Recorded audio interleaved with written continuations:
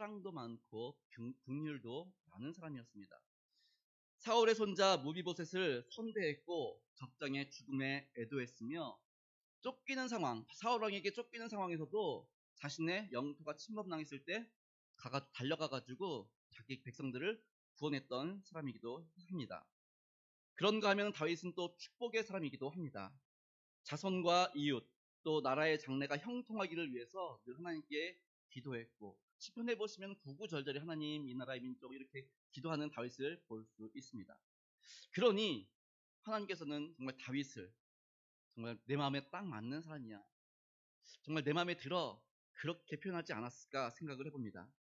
그런데 이런 위대한 다윗도 분노에 휩싸인 나머지 이성의 끈을 완전히 놓쳐버리고 정말 사울왕처럼 반쯤 미쳐갈 때가 있었습니다.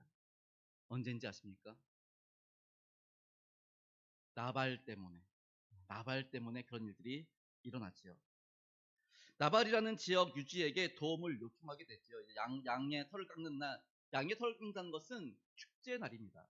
보통 한 일주일 정도 걸리는데 일주일 동안은 우리 결혼식이나 예전에 우리 조선시대나 아니면 옛날에는 가정에서 이렇게 결혼식을 하고 잔치를 하면은 거지들도 그냥 보내지 않잖아요. 이렇게 막 푸짐하게 먹여서 보내고 했던 것처럼 이스라엘도 양의 털을 깎을 때, 그럴 때는 어떻게 해요? 거지들이 와도 푸짐하게 먹여서 보내는 그러한 풍습이 있었습니다. 그러니까 사실 다윗이 그냥 한 것도 아니고 그동안 나발의 양들을 지켜주고 나발의 그 재산을 지켜주었었지요. 그리고 이제 양털 깎는 때가 되어서 그동안 내가 이렇게 도와줬으니 나에게도 조금만 도움을 달라라고 요청을 합니다. 그런데 나발은 다윗을 모욕하고 조롱하고 부탁을 거절하게 됐지요. 이에 다윗은 정말 사울처럼 분노하기 시작합니다. 나발 가문에 있는 모든 남자를 다 도륙내겠다고 하는 것이지요. 그리고 군사를 움직입니다. 당시 다윗은 정부군에게 쫓기는 도망자 신세였습니다. 식량이 바닥나고 몸도 마음도 지쳤는데 게다가 영적 스승이신 사무엘마저 죽었기 때문에 마음도 몸도 너무 지금 지쳐있는 상황이었죠. 그리고 자기 자신도 이렇게 힘들어 죽겠는데 다윗 한 사람 보고 따라온 600명의 사람들, 이들까지 책임져야 되니 얼마나 힘들었겠습니까? 정말 벼랑 끝에 내몰린 것 같은 상황에서 극도의 긴장과 스트레스가 가득했을 겁니다. 그때 나발의 그 배은망덕한 태도가 다윗을 폭발하게 만들었던 것이지요. 무엇이든 파괴할 것 같은 분노와 충동적인 행동으로 이제 정말 사울처럼 닥치는 대로 다 눈에 보이는 대로 잡아 죽일 판이 되었습니다. 다윗은 합리적인 판단, 이성적인 생각 할 수 없었지요. 그동안 사울을 피해서 도망다니면서 훈련했던 거룩함도, 또 기름 부음 받은 왕으로서의 정체성도, 원수 사울조차 하나님의 사람으로 보았던 믿음의 눈까지 전부 다 상실하는 순간입니다. 분노가 이렇습니다. 분노가 우리 가운데 차오르면은 그동안 우리 앞에 있었던 그 모든 것들을 아무것도 보지 못하게 만들어 버립니다. 그 순간 다윗의 눈에는 오직 한 사람, 나발밖에 보이지 않지요. 저놈 죽여야 내 마음이 풀릴 것 같아. 저놈 죽여야 내 원한이 풀릴 것 같아. 이렇게 되는 것입니다. 다윗의 분노는 정말 그동안 몸과 마음 지친 그 모든 것들을, 그런 것들이 원료처럼 돼가지고 막 더 크게 막 불타 오르는 것이죠. 사람이, 온유한 사람의 특징이 겁니다. 참고 참다가 한번 터지면 감당이 안 됩니다. 다윗도 그랬던 거지요. 그 누구도 다윗을 막을 수 없었습니다. 나발과 그의 식솔들 다 죽게 될 판입니다. 바로 그 순간 나발의 아내 아비가일이 다윗을 찾아와 엎드려 간절히 말합니다. 원수 갚는 것은 다윗 당신이 하실 일이 아닙니다. 나발 같은 어리석은 사람 때문에 무고한 피를 흘리라고 하나님이 당신을 여기까지 인도한 것이 아니지 않습니까? 정말 지혜롭게 말을 하지요. 그리고 다윗은 이 아비가일의 말을 통해서 하나님의 음성을 듣게 됩니다. 아비가일의 그 지혜, 먼저 매겨놓고 좀 속이 좀 뭐가 들어가야 마음도 좀 풀리지요. 그래서 어디 이제 화해하러 갔거나 뭐 저희 학교에서도 하는 얘기고 목사님들도 하는 얘기가 그겁니다. 뭐 무슨 결정하러 갈 때, 또는 뭐 거래하러 갈 때, 아니면 또 친구를 만날 때 빈속에 가지 말아라. 왜요? 빈속에 가면 이게 약간 신경이 쓰이거든요. 그러니까 작은 일에도 쉽게 화가 나는데 배가 부르면 어때요? 그냥 웃어넘길 수도 있는 상황들이 벌어지기 때문에, 그러니까 이처럼 아비가일은 먼저 매겨놓고, 그리고 이 다윗에게 작은 조곤조곤 얘기하죠. 그러니 다윗이 그 이야기를 듣고 정신이 번쩍 드는 겁니다. 자신이 무엇과 어떻게 싸워야 하는지 분별하지 못했음을 깨닫게 되는 것이지요. 문제와 허점, 특히 사람들의 연약함과 실수에만 초점을 맞추어 분노하고 허물을 덮어주지는 못할 망정 공공연하게 험담을 일삼는 사람들이 우리 주변에 얼마나 많은지 모릅니다. 사실 그런 사람들은 신앙 공동체 안에도 존재하지요. 사랑하는 성도 여러분, 성도는, 그리스도인들은 하나님의 사람임을 잊지 마시기 바랍니다. 하나님의 사람이라는 것은 하나님의 시각으로 바라보고 하나님의 마음으로 생각하고 하나님께 지혜를 구해야 하는 사람들입니다. 그러니까 내 생각, 내 판단, 내 감정이 앞서는 게 아니라 모든 순간에 하나님, 우리 지난 주일 말씀드린 것처럼 예수님이라면 어떻게 하셨을까? 이게 제일 먼저 우리의 생각을 때려야 되는 것이죠. 우리는 사람과 상황, 혈과 육이 아닌 하늘에 속한 영적인 눈으로 모든 상황을 분별하고 판단할 수 있어야 합니다.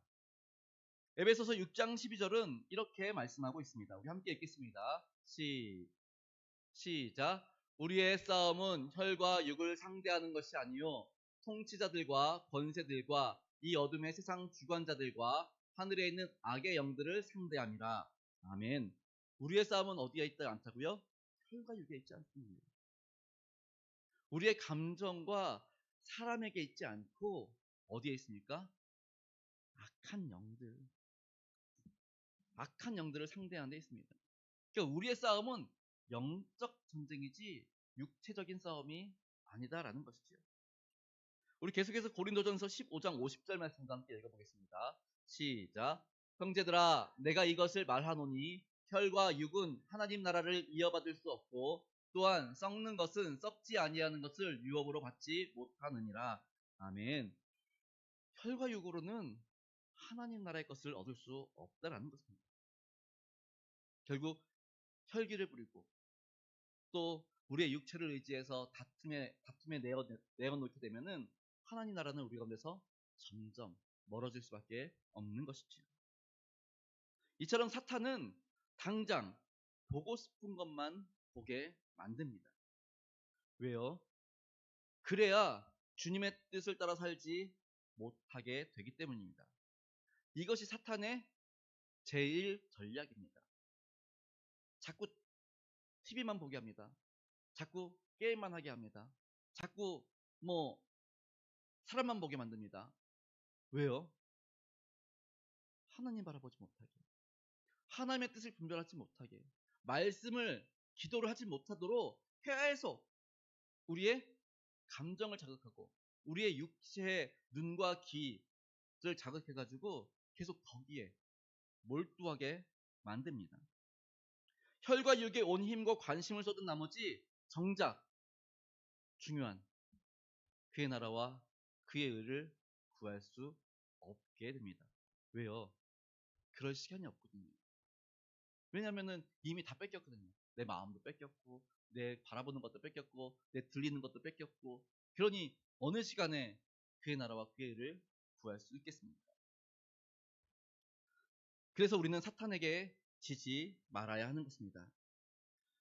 힘들, 힘든 일이 닥치더라도 육신으로 반응하지 말아야 되고, 합력하여 선을 이루신 하나님, 비록 우리 삶 가운데 이런 어려움이 있을지라도 이 또한 하나님께서 허락하신 거라면, 지금은 비록 힘들지만 이것 또한 재료 삼아서 이 모든 걸 다 합쳐서 하나님의 뜻을 이루어가실 줄 믿습니다.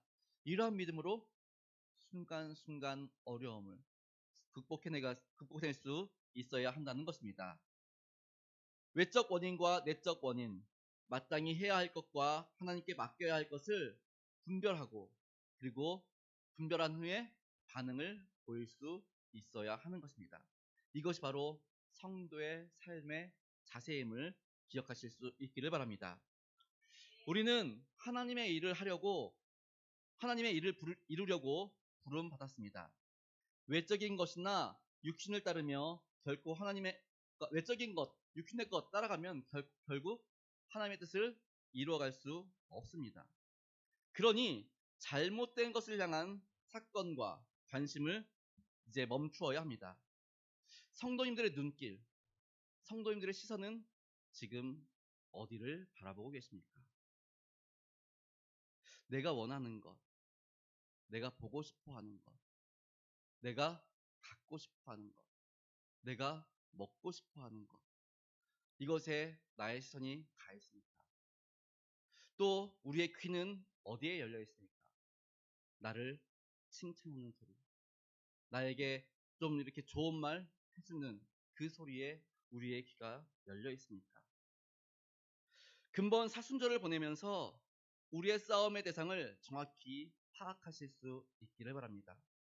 우리의 싸움은 혈과 육에 있지 않습니다. 하나님의 사람임을 자각하실 수 있기를 바랍니다. 우리는 하나님의 사람이기에 하나님의 뜻을 따라서, 또 하나님의 지도하심을 따라서 살아야 함을 믿으실 수 있기를 바랍니다.